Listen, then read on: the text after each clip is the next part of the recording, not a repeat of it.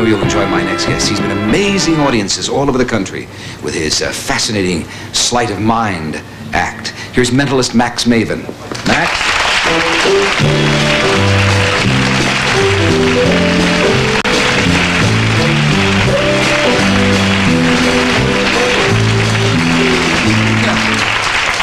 We have agreed on nothing, so I have no idea. That's right. Other than to stand out here with We you. met for about 30 seconds before the show, but we didn't discuss what we're going to do. No.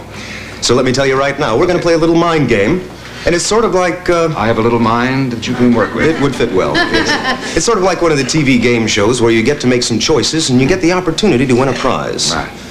But the way the game is structured, I'm going to try and use my intuition against your intuition so that I don't get stuck having to hand out the big money.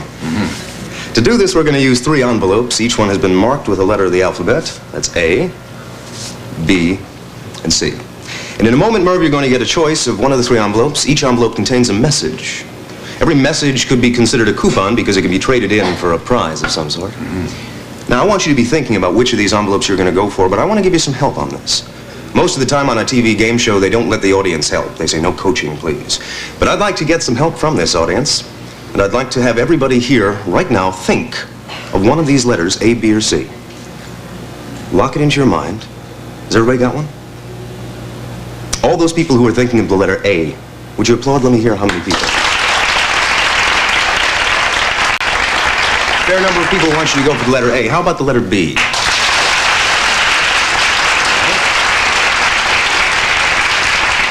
How about anyone for C?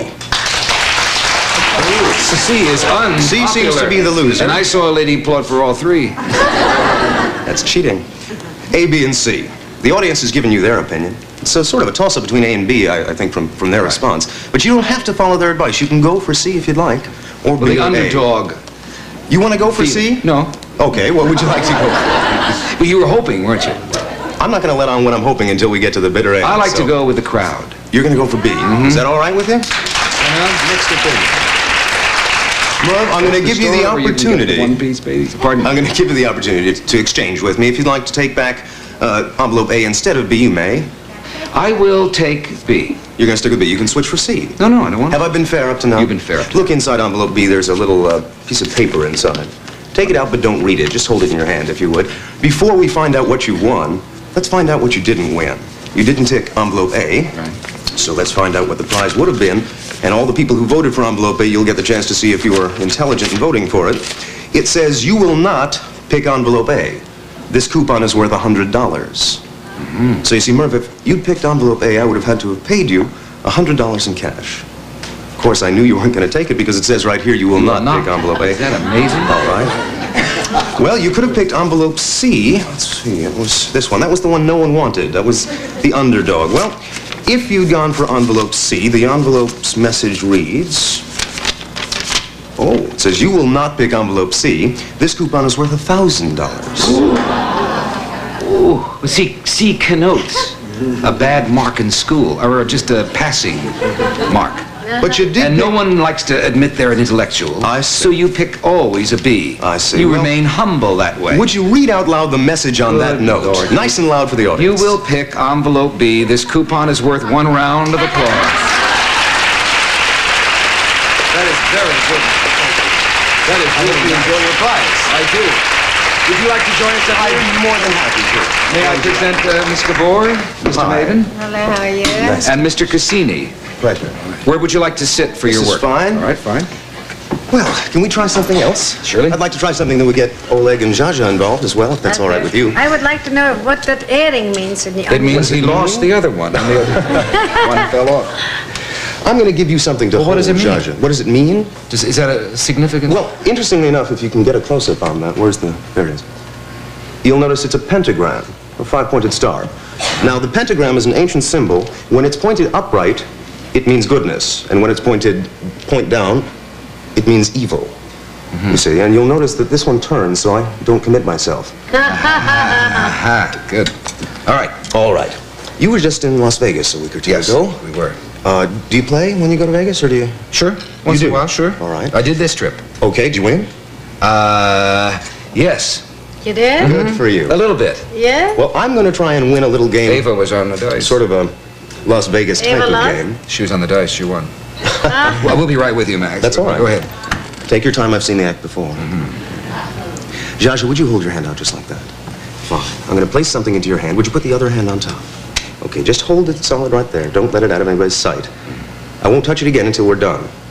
So whatever is on that little message, I'm committed to, all right? How long will this take? Just a moment. In Las Vegas, when you play cards, they don't give you too many options. They make you cut the deck. If you don't want to cut the deck, you still have to. And they don't let you make any decisions, really. But I'm going to change that. I've got a deck of playing cards. If you play, you know there are 52. And all the options will be yours. Well, look, I'll start with you. 52 cards. Right. They are currently in a particular order. Yeah. As any time you shuffle a deck, you get a new order. I'll give you the option. Should I cut the deck or leave them in the exact order they are? Cut the deck. Cut the deck. Have I been fair up to now? Up to now. Would you like me to cut them again? Again. All right. Have I been fair up to now? Perfect. Are you done, or would you like me to cut I'm them through. further? All right. Merle, I'm going to ask you to name a number, because there are 52 different positions in this deck. We want to arrive at one card. We'll count down to it. So what number from 1 to 52? 5. That's a low number. You're sure you want the number 5? All right. Zsa Zsa, your turn. Because Merv said 5, but it could be 5 from the top or 5 from the bottom. Where shall I count from? From the bottom. All right. I'm going to do this nice and slow, nice and fair. That's 1. That's 2. That's 3. You sure you don't want to change your number? All right. That's 4. And it is a 5. I don't That's believe 5. The fifth it. card is a How 5 of did you clubs. cheat? All the options have been yours. Have I been fair? Absolutely fair. Is that just a lucky thing that I hit 5, or did you? Well, let's No, it was- find out. Zsa Zsa, you're I would holding like on to to know how something. well he can cheat. This is a good thing to Zsa Zsa, learn. you're holding on to a little document. Would you be so kind as to open it up and let's find out what it is? It is a 5. I cannot believe it. I can't. I cannot believe that, and I sat right here.